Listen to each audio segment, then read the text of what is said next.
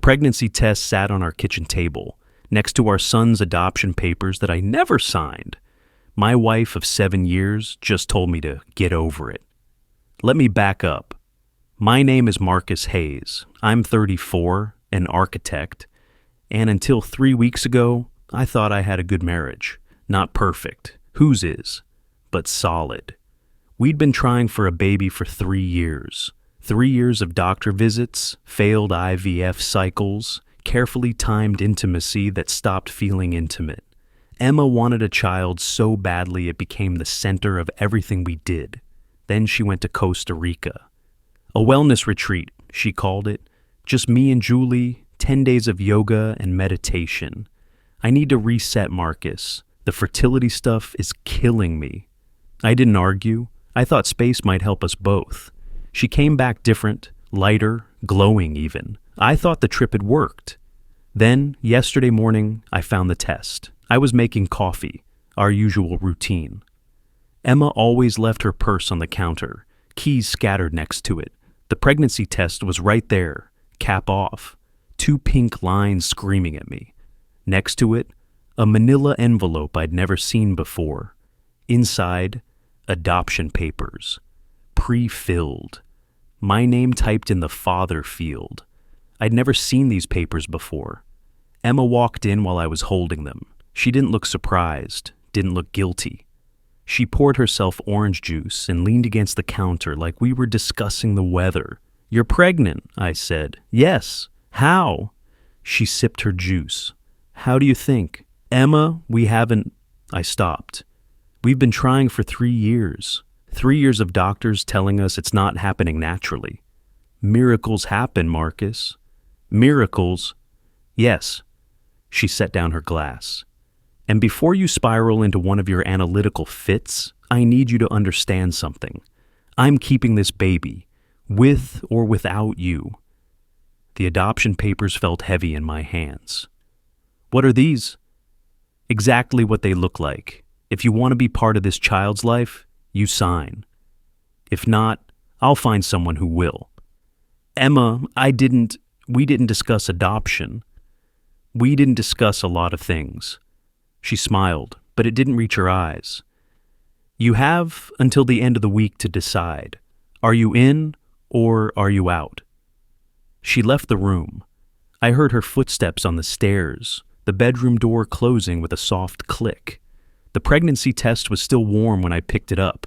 She'd taken it in our bathroom while I slept. I sat there for an hour, maybe more. Our neighbor, Mrs. Chen, walked past the kitchen window. I saw her pause, watching through the glass. She'd known Emma and me since we moved in. She must have seen something in my face because she turned away quickly, like she'd witnessed something she shouldn't have. If you've ever felt invisible in your own home, like the person you loved most made you a stranger, you're not alone.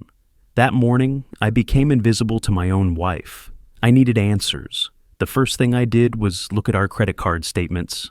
Emma had always been open about money. We had a shared account, no secrets, or so I thought. The Costa Rica charge was there. 10 days, round-trip flight, resort accommodation. But the resort name caught my eye. Costa Hermosa Resort. Not a wellness retreat. I Googled it. Luxury beachfront, couples spa packages, infinity pools. The homepage showed honeymooners holding champagne glasses at sunset. I scrolled through the charges. One stood out, romance package for 2, $3,147. Romance package for 2. I called Julie. "Marcus, hey, how are you?" She sounded cheerful, normal. Good, good. Hey, random question. How was Costa Rica?" Silence, then, "Costa Rica?" "Yeah, the wellness retreat with Emma." "Marcus, I don't know what you're talking about. I haven't been to Costa Rica. Emma said you two went together, 10 days, yoga and meditation." "No." Julie's voice changed. "No, Marcus. I was in Vermont visiting my parents. Emma told you I went with her?" I couldn't speak. "Marcus?" "Thanks, Julie. I have to go." I hung up before she could ask more questions. The resort receipt showed a villa booking. Villa 7. I found the reservation confirmation in Emma's email. She'd forgotten to log out of our shared laptop. The booking was under two names, Emma Hayes and Derek Martinez. Derek, Emma's colleague, the guy from her marketing team she'd mentioned maybe twice in 7 years. I felt cold, the kind of cold that starts in your chest and spreads until your fingers go numb. But I needed more than suspicion. I needed proof. The next morning, I drove to Dr. Patel's office. She'd been our fertility specialist for 2 years, had seen us through 4 failed IVF attempts, countless hormone injections, Emma's tears after each negative test. Marcus? Dr. Patel looked surprised when I walked in without an appointment. Is everything okay? I need my medical records. All of them. She hesitated. Has something happened? Emma's pregnant. Her face changed, just slightly, but I saw it. I see. Well, that's wonderful news. Is it? Dr. Patel studied me for a moment, then gestured to her office. Come with me. She pulled my file, thick manila folder, 2 years of test results. She opened to a page marked with a yellow tab, my sperm analysis from 18 months ago. Your count is here, she said, pointing to a number I'd tried to forget. 4.2 million per milliliter. Normal range is 15 million or higher. I remember. Marcus, with this count, natural conception has approximately a 0.002% probability. That's rounding up. For context, we typically recommend IVF when counts drop below 10 million. Yours is less than half that. So it's impossible. I don't like using that word in medicine, but she closed the folder. Statistically, yes. Without medical intervention, you and Emma conceiving naturally would require what I'd classify as a medical anomaly. A miracle. If you believe in those, then yes. I took the folder. Dr. Patel printed me copies of everything. The sperm analysis, the IVF consent forms we'd both signed, the treatment timeline. In the car, I sat with the papers in my lap. The letterhead had Dr. Patel's signature in blue ink. Real. Permanent. Proof that my wife's miracle was a lie. That night, Emma's mother came for dinner. Linda arrived with flowers and a bottle of wine. She hugged Emma for a long time in the doorway, whispering things I couldn't hear. When she finally let go, Emma's eyes were wet. Marcus, Linda turned to me. She'd never been warm, but tonight she was different, cold. Emma told me the news, a baby, after everything you two have been through. Yes, I said. You must be thrilled. I looked at Emma. She was watching me with an expression I couldn't read. Not quite threatening, but close. I'm processing, I said. Linda laughed. Processing. That's very you, Marcus. Always thinking, never feeling. At dinner, Linda kept talking about baby names, nursery colors, how she'd always known Emma would be a mother, that it was her calling. Emma smiled and nodded, sipped her sparkling water. I pushed food around my plate. Emma showed me the adoption papers, Linda said suddenly. I looked up. Smart, Linda continued. Establishing legal paternity early. My lawyer friend said it's the best way to protect everyone's rights. I haven't signed those papers, I said. Linda's fork stopped halfway to her mouth. What? I haven't signed them. I didn't even know they existed until yesterday. Marcus, Emma started. Why would you need adoption papers if it's my biological child? I asked Linda. Doesn't that seem strange to you? Linda set down her fork. She looked at Emma, then back at me. Are you suggesting something? I'm asking a question. You're being paranoid. Linda's voice hardened. My daughter goes through 3 years of hell trying to give you a child, and the moment God finally blesses you both, you question her? You question the miracle? Linda, no. She stood up. I've watched Emma sacrifice everything for this marriage. Her career opportunities, her friends, her happiness, and now, when she's finally pregnant, you sit there with your spreadsheets and your doubt, and you dare to make her feel guilty? I found the resort receipts, I said quietly. Costa Hermosa, romance package for two. The room went silent. Emma's face didn't change. What are you accusing me of, Marcus? I'm not accusing, I'm stating facts. Facts? Emma laughed, but it sounded wrong. You looked through my receipts, my private emails. They're on our shared laptop. That's a violation of privacy. We're married. Then act like it. She pushed back from the table. Sign the papers.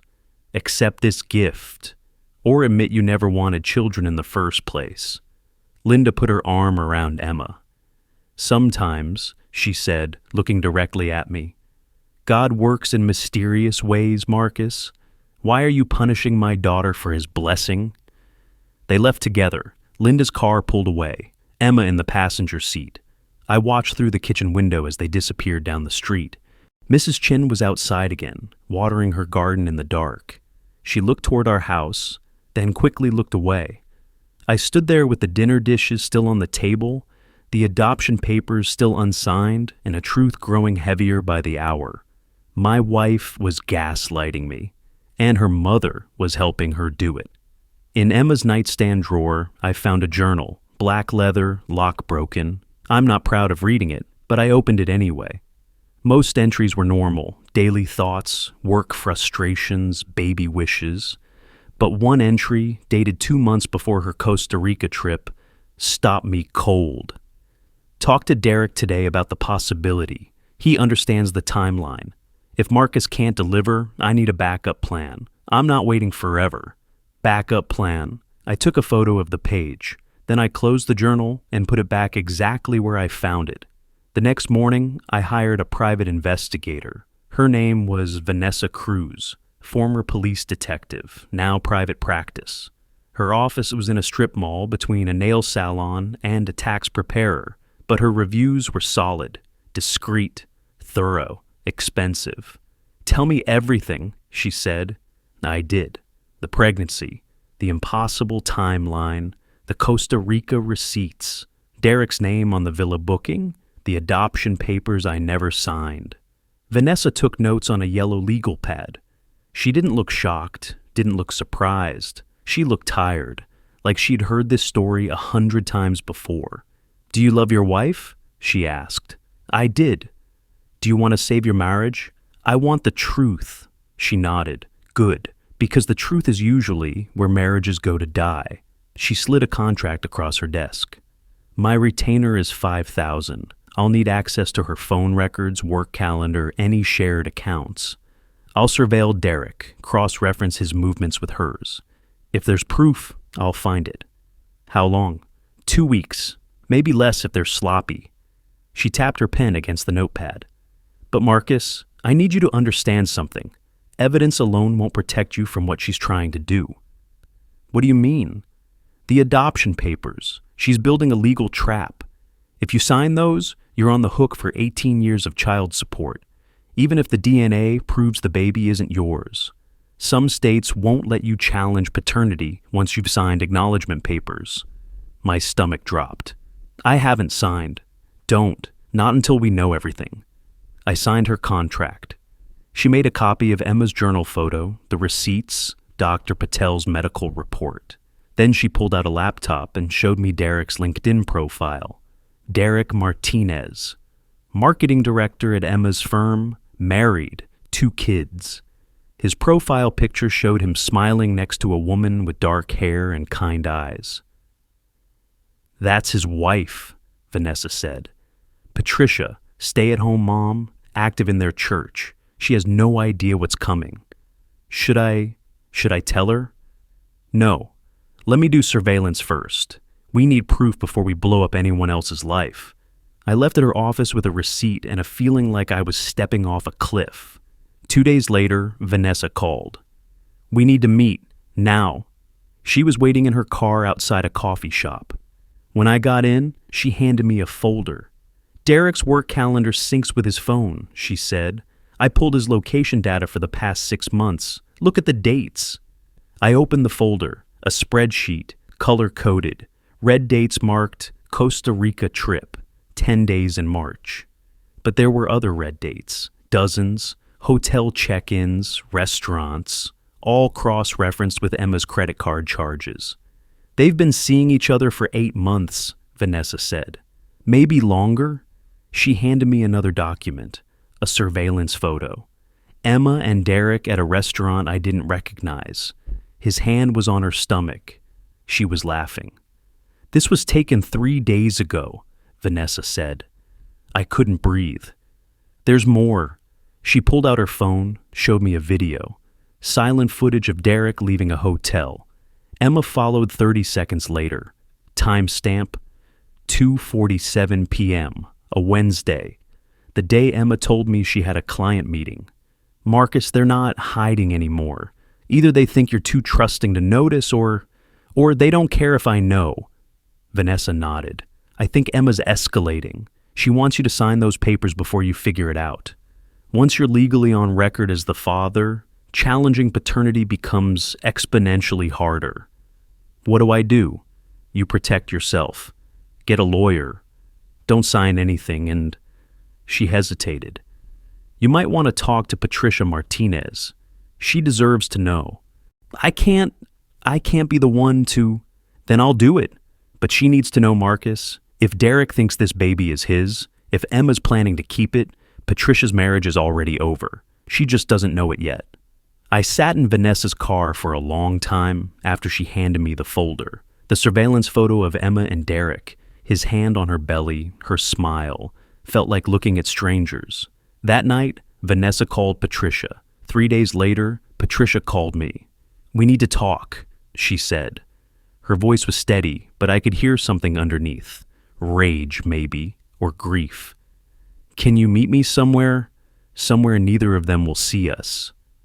We met in a park 30 minutes outside town. Patricia was sitting on a bench near the playground, watching kids on the swings. When she saw me, she stood. She was smaller than I expected, fragile, but her eyes were hard. You're Marcus. Yes. Your investigator called me. She pulled out her phone. She said you had proof. I have proof too. She showed me messages, dozens of them. Text threads between Emma and Derek. Screenshots from a second phone Patricia had found in Derek's gym bag. The phone was old, cracked screen, probably bought at a gas station. A burner. I scrolled through the messages, love notes, plans, explicit details I didn't want to read but couldn't look away from. One message from Emma to Derek, dated 2 weeks after her Costa Rica trip. It worked. I'm pregnant. He has no idea. By the time he figures it out, it'll be too late. Another message from Derek to Emma. What if he wants a paternity test? Emma's response, he won't. He's too scared of losing me.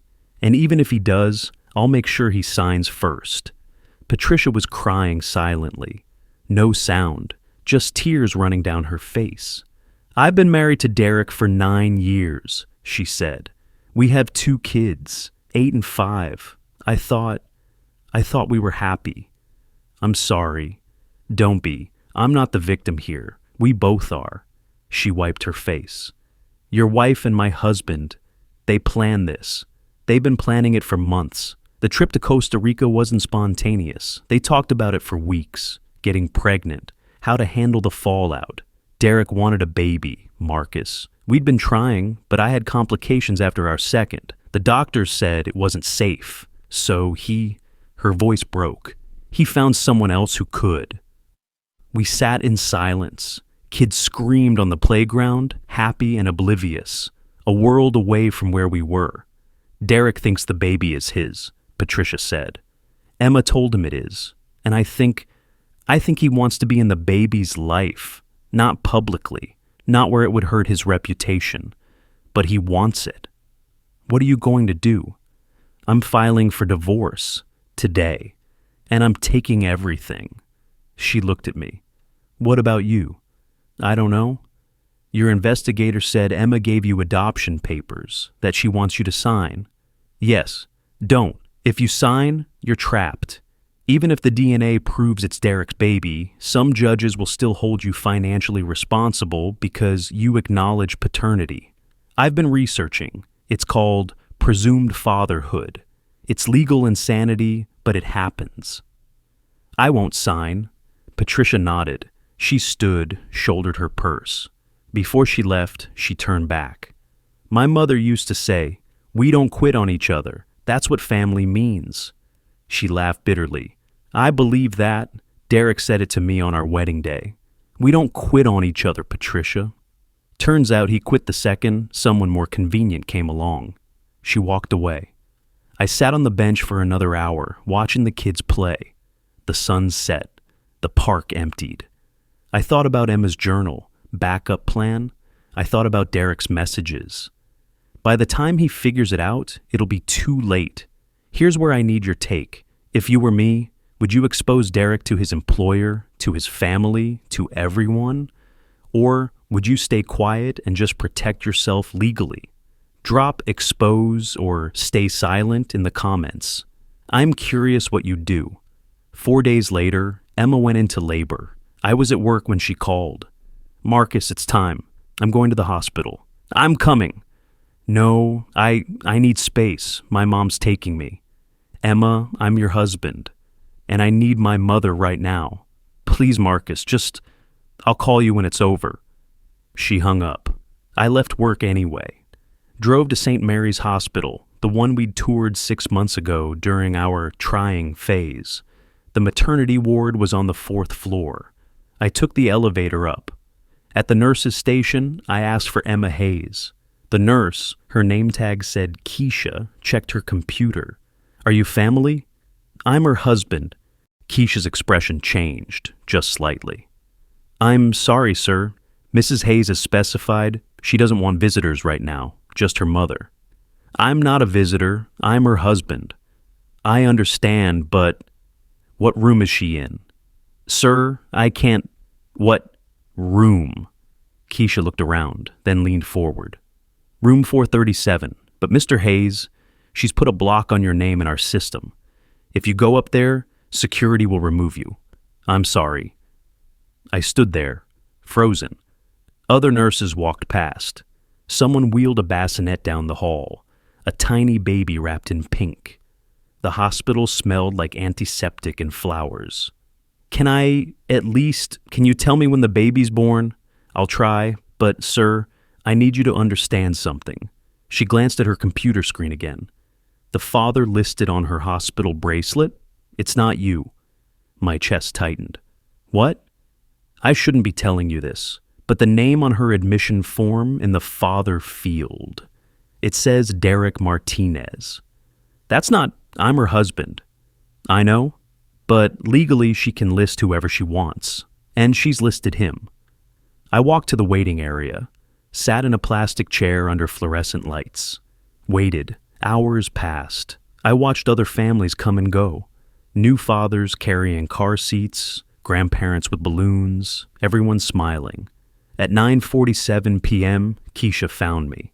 She had a boy, she said softly. 7 pounds, 4 ounces, healthy. Can I see him? No, I'm sorry. She's made it very clear you're not to be contacted. Keisha, please. She sat down next to me. Mr. Hayes, I've been a labor and delivery nurse for 12 years. I've seen a lot of things. And what I saw tonight, she stopped. Your wife had pre-printed hospital wristbands for her and the baby, with Derek Martinez's name already on them, not typed at admission, pre-printed, like from a label maker. Click, click, click. My hands went numb. She planned this, Keisha whispered. Every detail. This wasn't spontaneous, Mr. Hayes. She knew exactly what she was doing.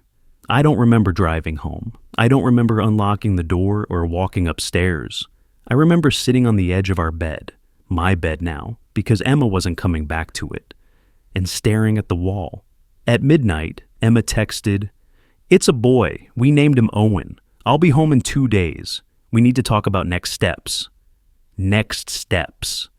Like this was a business transaction. The adoption papers were still on the kitchen table where I'd left them. Unsigned. The next morning, I met with a family lawyer, Gregory Walsh, mid-50s, silver hair, expensive suit. His office had diplomas covering one wall and family photos covering another. He looked like someone who'd seen every version of this story. "Show me everything," he said. I laid it out. The pregnancy test, the adoption papers, Dr. Patel's medical report, the Costa Rica receipts, Vanessa's surveillance photos, Patricia's screenshot of the text messages, the hospital bracelet information. Gregory studied each document carefully. He made notes, asked questions. Then he sat back in his chair. "Marcus, your wife is committing fraud." "I know." "No, I mean criminal fraud. What she's trying to do, forging your signature on those adoption papers, listing another man as the father while still legally married to you, using those documents to establish false paternity. This isn't just civil misconduct. This is felony fraud, document fraud, perjury if she signs anything under oath." He pulled out the adoption papers, pointed to the notary stamp. "Look at this. This notary stamp is dated April 3rd. Do you remember where you were on April 3rd? I checked my phone calendar. Seattle, a work conference. I was gone for 4 days. So you couldn't have signed these papers because you weren't physically present to be notarized. She forged my signature? Either that, or the notary is complicit. Either way, it's fraud." Gregory leaned forward. "Marcus, she's not trying to give you a child. She's trying to trap you with one. If you'd signed these papers before the truth came out, you'd be legally recognized as Owen's father. Even if DNA later proved Derek's biological paternity, many judges would still hold you responsible for child support because you voluntarily acknowledged paternity. For how long? 18 years. You'd be paying child support for another man's child until 2043. Roughly, he did quick math on a legal pad. Approximately $280,000. Minimum. The number sat between us like a bomb. What do I do? First, we file for divorce immediately. Second, we request a court-ordered paternity test. Third, we file a police report for document fraud. And fourth, he paused. Fourth, you prepare for Emma to destroy you publicly. Because when people get caught, they don't admit guilt. They attack. I don't care anymore. You will, when her lawyer calls you abusive, when her mother tells everyone you abandoned a pregnant wife, when Emma posts on social media about her trauma, you'll care. He was right, I did care, but not enough to stop. We filed the papers that afternoon, divorce petition, fraud complaint, request for emergency paternity testing. The court moved fast. Judge Morrison, a woman in her 60s with sharp eyes and no patience for games, reviewed our evidence and granted an emergency hearing. "This case," she said from the bench, "presents highly concerning allegations of fraud and deception. I'm ordering immediate DNA testing for the minor child, Owen Hayes Martinez, with samples from Marcus Hayes, Emma Hayes, and Derek Martinez. Results to be submitted within 10 business days." Emma's lawyer objected. "Your Honor, this is invasive and—" "Mr. Chen, your client listed a man who was not her husband as the father of her child, while simultaneously presenting adoption papers with her husband's forged signature. I don't care about invasive. I care about the truth. DNA test is ordered."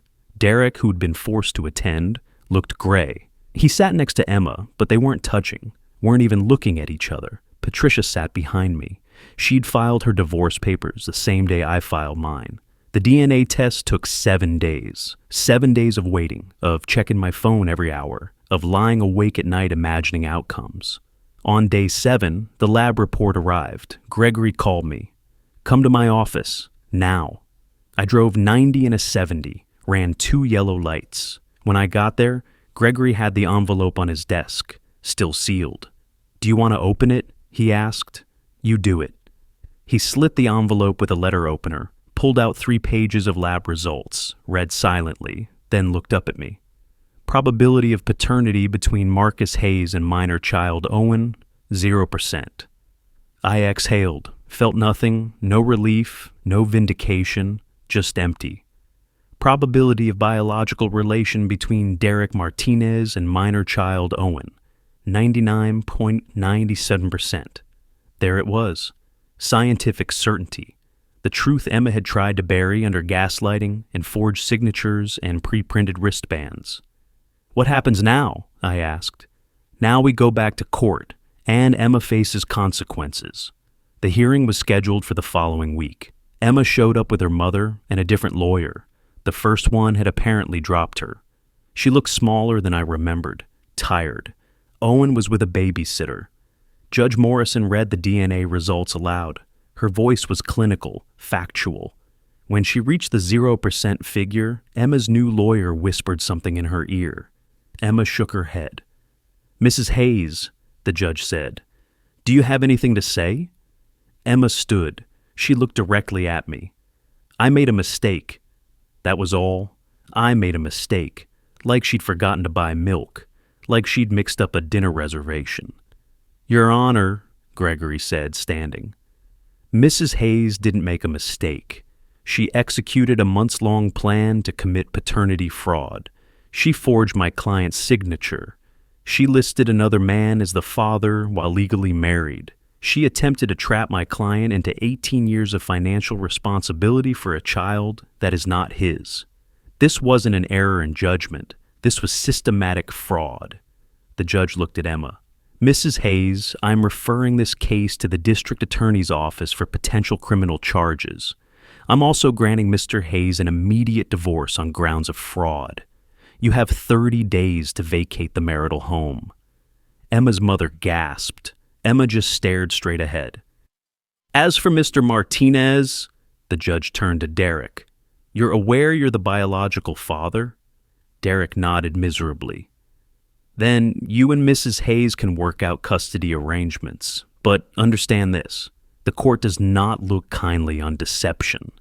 If I see either of you in my courtroom again trying to manipulate the system, you'll regret it." Patricia, sitting behind me, made a sound. Half laugh, half sob. We filed out. In the hallway, Derek tried to approach Emma. She walked past him like he didn't exist. Her mother followed, phone already out, probably calling relatives with her version of events. Derek stood alone in the empty hallway. He looked at me. "I didn't," he started. "Save it." "Marcus, I swear, I thought Emma was going to leave you. She said your marriage was over. She said you knew about us." "And you believed her?" He stopped. "I wanted to believe her." "You destroyed 2 families because you wanted to believe a lie." I turned to leave. "What happens now?" Derek asked. His voice cracked. "To Owen, to everything." "Now?" I looked back at him. "Now you figure out what being a father actually means, because it's not romance packages and secret phones. It's showing up. Every day. Even when it's hard. Even when you don't want to." I walked away. Patricia was waiting by the elevator. "Thank you," she said. "For what?" "For not backing down. For making them face the truth." She pushed the elevator button. Derek's firm put him on administrative leave. The ethics complaint I filed, apparently workplace affairs, violate their code of conduct. He might lose his job. I'm sorry. Don't be. He made his choice. The elevator dinged. "Oh, and Marcus, Emma's going to face criminal charges, document fraud, perjury. My lawyer friend at the DA's office called it fraud against the court. She said they take that seriously." The elevator doors opened. We stepped in. "What will you do?" I asked. "With Derek? With the kids?" "I'm taking my kids and moving to my sister's place in Portland. Derek can have supervised visitation if he wants. As for Owen," she shrugged. "That's Emma's problem now, and Derek's. I'm done cleaning up their mess." The comments on my last video were full of similar stories. People trapped by fake paternity claims, forged signatures, systems that protected the wrong people. If that's you, don't stay silent. Drop your story below. Someone needs to hear it. Someone needs to know they're not alone. 3 days after the hearing, the district attorney filed charges. Karen Boyd, career prosecutor, reputation for taking fraud cases personally. She called me to her office. "Mr. Hayes, I've reviewed your case file. What your wife attempted is called paternity fraud, and it's more common than people think. Usually it's hard to prosecute because the victim doesn't realize until years later. But you caught it early. You have evidence, and that means we can do something about it."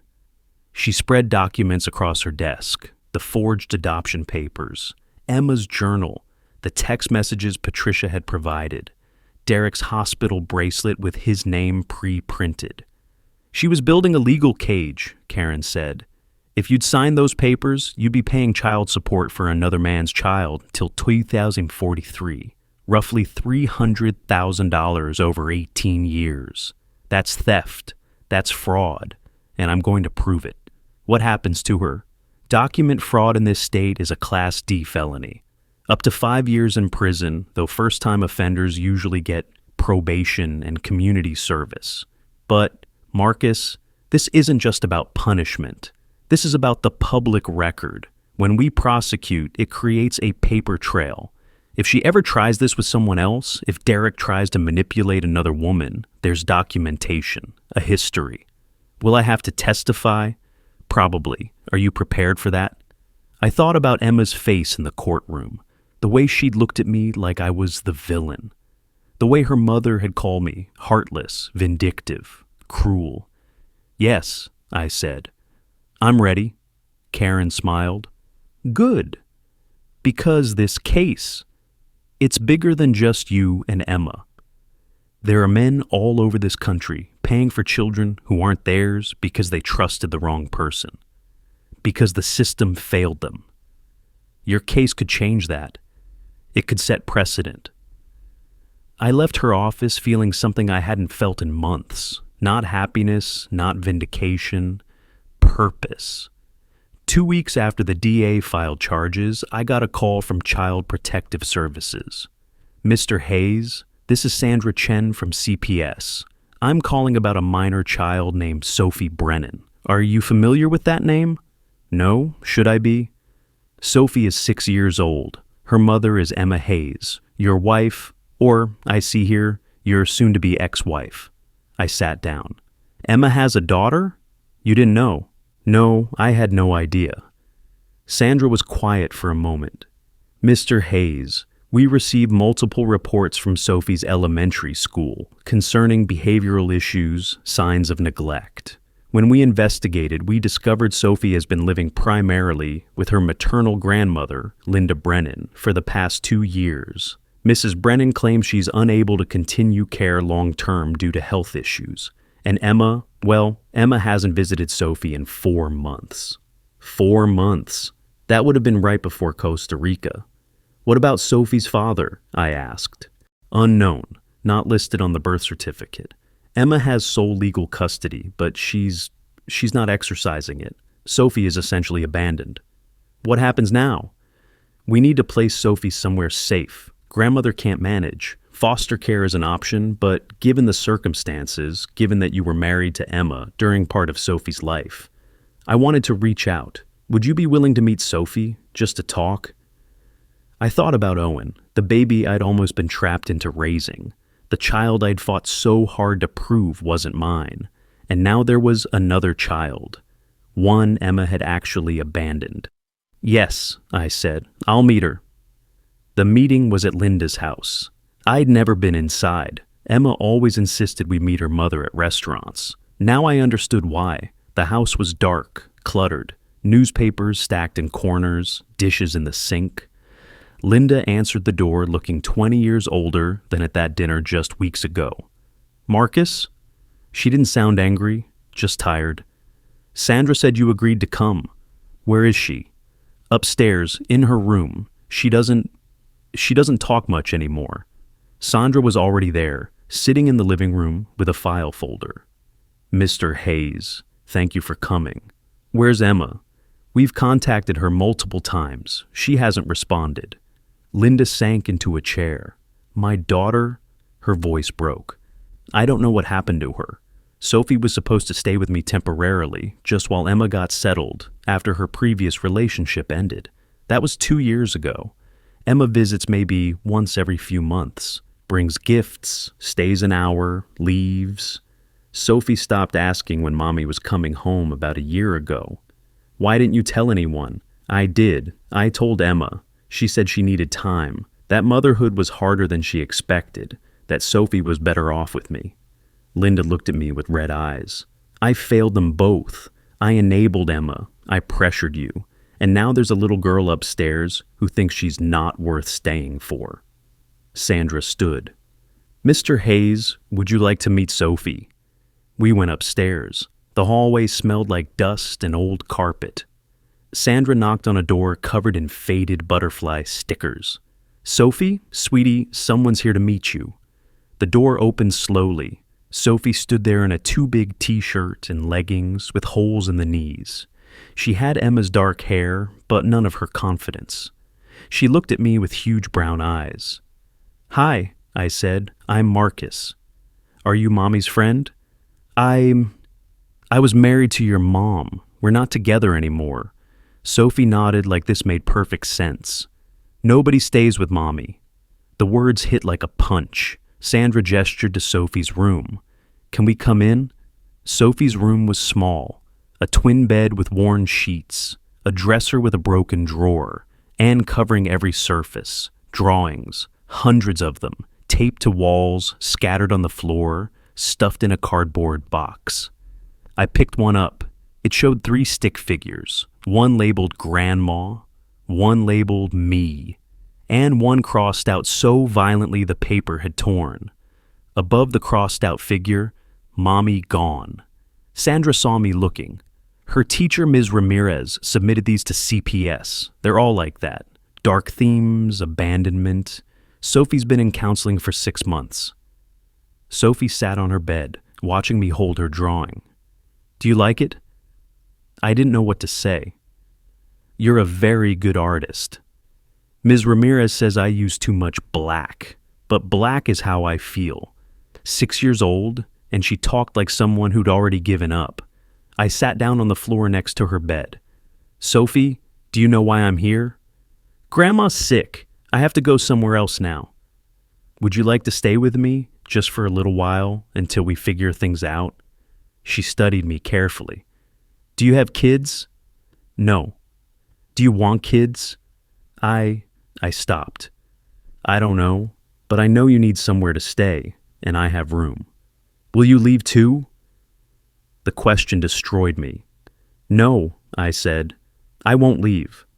Mommy said that. Grandma said that. I know, but I mean it. Sophie picked at a hole in her leggings. Do I have to call you Marcus, or can I pick a name? My throat tightened. You can call me whatever you want. She thought about this. Can I think about it? Of course. Sandra handled the paperwork.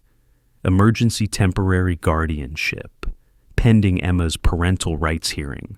Linda signed everything with shaking hands, tears running down her face. Take care of her, Linda whispered as we left. She's a good girl. She deserves someone who stays. In the car, Sophie sat in the back seat with a small backpack containing everything she owned. She watched the city pass by the window. Marcus? Her voice was small. Yeah? Will I have my own room? Yes. Can I hang my drawings? Absolutely. Even the dark ones?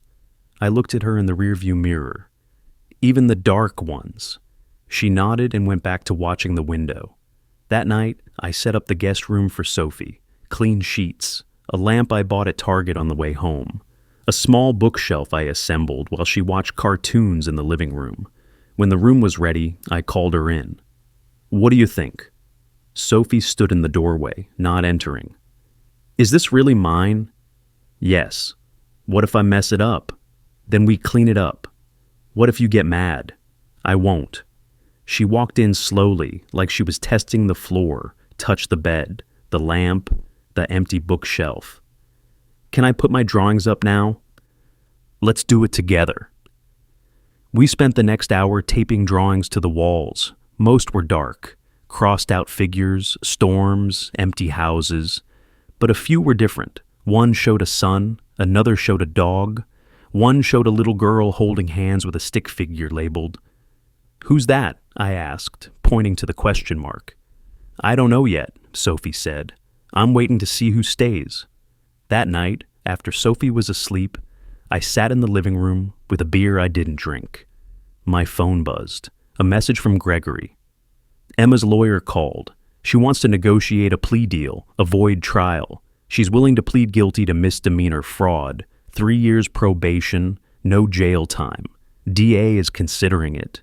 Wants to know your thoughts. I stared at the message for a long time.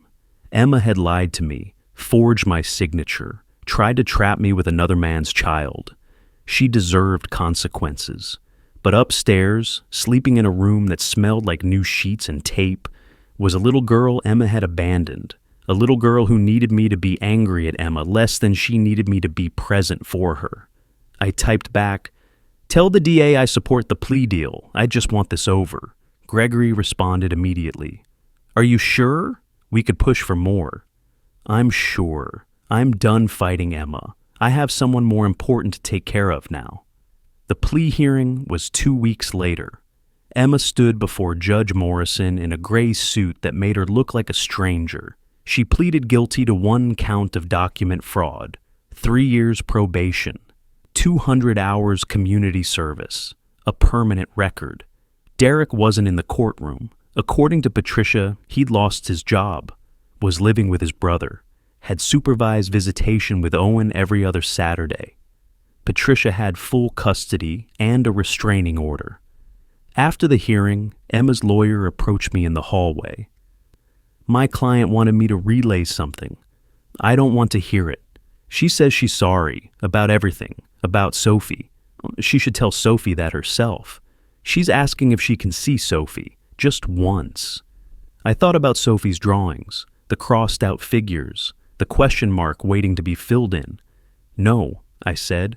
"Sophie gets to decide when she's ready. Not Emma, not me. Sophie." The lawyer nodded and walked away. 6 weeks later, Sophie's teacher, Ms. Ramirez, called me. "Mr. Hayes, I wanted to update you on Sophie's progress. She's been different lately, smiling more, participating in class. She submitted something for our family art project that I thought you should see." The next day, Sophie brought home a drawing, not dark, not crossed out figures. This one showed 2 stick figures holding hands, one tall, one small. Above them, in careful 6-year-old handwriting, "We don't quit on each other." I stared at it. "Sophie, where did you hear that?" "You said it. When I asked if you were going to leave, you said people who love each other don't quit on each other." She looked at me nervously. "Is that wrong?" "No, it's perfect. Can we frame it? Grandma never framed my pictures." "We'll frame it." We went to a frame shop that afternoon. Sophie picked out a blue frame with stars on it. The woman behind the counter smiled at us. "Beautiful drawing," she said to Sophie. "Did you make this for your dad?" Sophie looked up at me, then quietly, "Yes." I couldn't speak. That night, we hung the framed drawing in the living room, right above the couch where Sophie and I had started watching movies together, where I'd taught her how to make popcorn the right way, extra butter, light salt, where she'd fallen asleep during Finding Nemo and I'd carried her to bed, her small arms around my neck. "Do you like it there?" Sophie asked. "I love it there." "Marcus?" She was wearing her pajamas, the new ones with planets on them that she'd picked out herself. "I decided on a name." "Yeah?" "Can I call you Dad?" The word hung in the air between us. Not Marcus, not the question mark from her drawing. Dad. "Sophie, you can call me whatever you want, but if you want to call me Dad..." My voice broke. "I would be honored." She smiled. Actually smiled. The first real smile I'd seen from her. "Okay, Dad." She hugged me. 6 years old, small for her age, wearing planet pajamas and smelling like kid shampoo. She hugged me like I was the only solid thing in a world that had shaken her too many times. I hugged her back and thought about Emma, about Derek, about Owen, who I'd almost been trapped into raising out of obligation and lies, and about Sophie, who I was choosing to raise because she needed someone to choose her. 3 months later, the the permanent guardianship hearing. Judge Morrison, the same judge who'd presided over my divorce, Emma's fraud case, all of it, reviewed the paperwork. Sophie's counselor had submitted a report. Ms. Ramirez had written a letter. Even Linda had sent a statement supporting my guardianship. Emma had been notified of the hearing. She didn't show up. Mr. Hayes, Judge Morrison said, I've seen a lot of custody cases in my career. Biological parents fighting for children they never cared for. Strangers fighting over children they barely know. But this, she gestured to the file, this is different. You're fighting for a child who isn't biologically yours, who you only met 3 months ago, who comes with trauma and challenges. Why? I looked at Sophie, sitting next to me in a dress she'd picked out, yellow with daisies. Because she needs someone who won't quit on her, I said, and I won't. Judge Morrison smiled. Permanent guardianship granted. Sophie Brennan, you are now legally in the care of Marcus Hayes. She looked at Sophie. Young lady, do you understand what this means? Sophie nodded. It means I get to stay. That's right. You get to stay. We left the courthouse holding hands. In the parking lot, Sophie stopped. Dad? Yeah? Am I going to be Sophie Hayes now? I knelt down to her level. Do you want to be? Can I? We'll have to do some paperwork, but yes, if you want to be Sophie Hayes, we can make that happen. She thought about this. Sophie Hayes, I like it. Me too. At home, Sophie went straight to her room now, really hers, and came back with a new drawing. She'd made it that morning before the hearing. It showed 2 stick figures, still holding hands, but this time there was a house behind them, a tree, a sun, color everywhere, yellow, green, blue, pink. Can we frame this one too? She asked. Absolutely. And can we keep the old one, the dark one, with Mommy crossed out? Why do you want to keep it? Sophie looked at the drawing in her hands, the bright one, the hopeful one. Because it reminds me where I was, and this one, she held up the new drawing. This one shows where I am now. We framed them both, hung them side by side in her room, the before and after, the lost and the found. That night, I tucked Sophie into bed. She'd started letting me do this, read her a story, turn off the light, sit with her until she fell asleep. Dad? She was almost asleep, her voice drowsy. Yeah, sweetheart? I'm glad you stayed. Me too. Even though Mommy didn't? Especially because Mommy didn't. Because it means I get to be the one who's here. She smiled and closed her eyes. I sat there in the dark, listening to her breathe, and thought about the pregnancy test on the kitchen table all those months ago. The adoption papers I'd never signed, the lies and fraud and betrayal that had nearly destroyed me. And I thought about the little girl sleeping in the room down the hall who had saved me by letting me save her. Family isn't who shares your blood. It's who shows up. It's who stays when things get hard. It's who chooses you when they don't have to. Emma had taught me that, not through her words, but through her absence. Sophie had taught me that, not through her words, but through her presence. 6 months later, Sophie and I were at the park, the same park where Patricia and I had met, where we'd both realized our marriages were over. Sophie was on the swings, pumping her legs, going higher and higher. Look, Dad, look how high I am. I see you. Be careful. She laughed, a real laugh, the kind I heard more and more often now, and jumped off the swing at the height of its arc, landed hard, stumbled, got up grinning. Did you see that? I saw. You're fearless. Ms. Ramirez says I'm brave now. She says I'm different than I was. You are different. You're happy. Sophie ran back to me, grabbed my hand. Are you happy? I looked at her, grass stains on her jeans, hair in her face, the biggest smile I'd ever seen. Yeah, I said, I'm happy. Even though Mommy left, even though everything got messed up. Especially because of that. Because if none of that had happened, I wouldn't have you. Sophie squeezed my hand. We don't quit on each other. Never. She ran back to the swings. I sat on the bench, the same bench where Patricia had cried, where I'd felt like my world was ending, and watched Sophie play. My phone buzzed, a text from Patricia. Derek moved out of state, signed over full custody. I'm done with that chapter. How are you and Sophie? I texted back, we're good, really good. I'm glad, you deserve it. I put my phone away and watched Sophie convince another little girl to race her across the monkey bars. She was making friends now, having play dates, bringing home art projects and spelling tests and stories about her day. Last week, she'd told her class that her dad was an architect. When I picked her up, Ms. Ramirez had pulled me aside. She's thriving, Ms. Ramirez said. Whatever you're doing, keep doing it. What was I doing? Just showing up, being there, not quitting. Turns out that's all Sophie had ever needed. At home that evening, Sophie wanted to make dinner together. We made spaghetti, her favorite. She stood on a step stool at the counter, carefully measuring out pasta while I made sauce. Dad, can Emma ever come back? The question caught me off guard. What do you mean? Can she come back and take me away? No, sweetheart. I have legal guardianship. You're staying with me. But she's my mom. She is. But being a mom means more than biology. It means showing up, taking care of someone, loving them even when it's hard. Emma couldn't do that? Why not? I don't know. Some people can't. It's not your fault. Sophie stirred the pasta, watching it swirl in the boiling water. Do you think she misses me?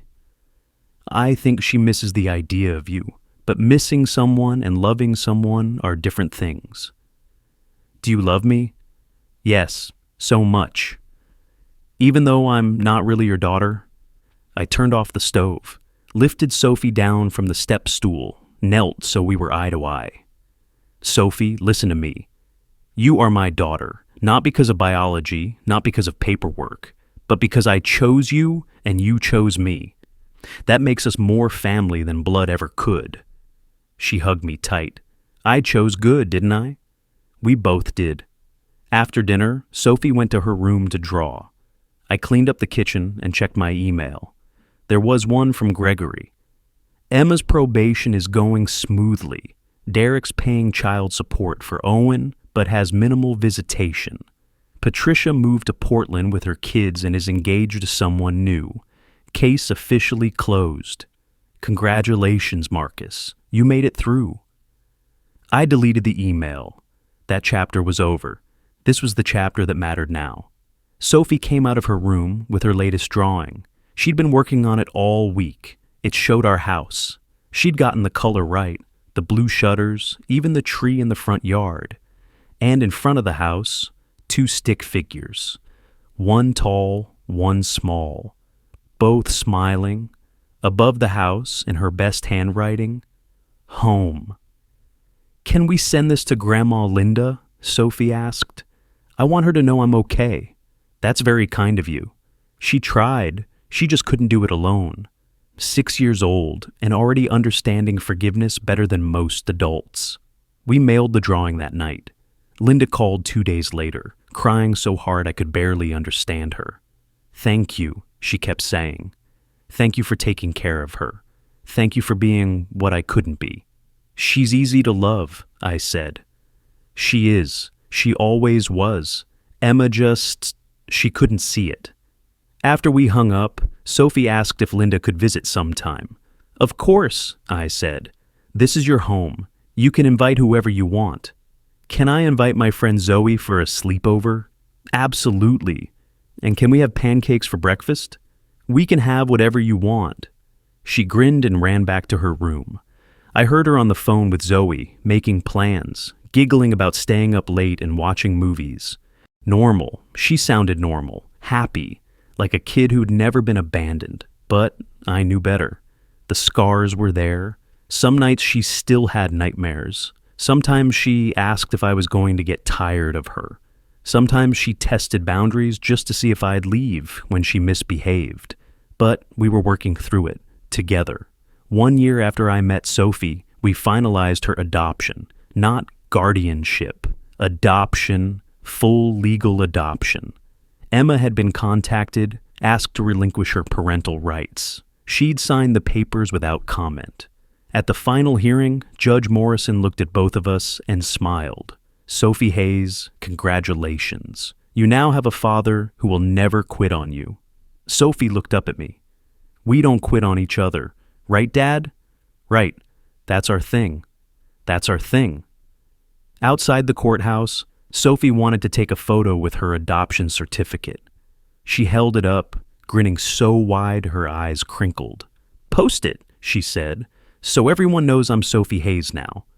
I posted the photo that night with a caption, "Family isn't who shares your blood, it's who shows up."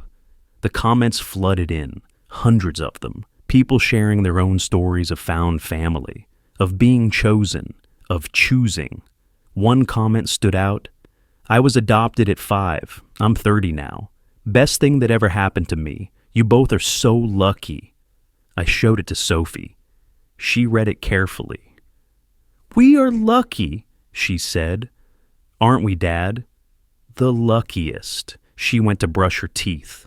I sat on the couch under the framed drawing, the one that said, "We don't quit on each other," and thought about everything that had led here. Emma's affair, the pregnancy, the fraud, the divorce. All of it had felt like my life ending.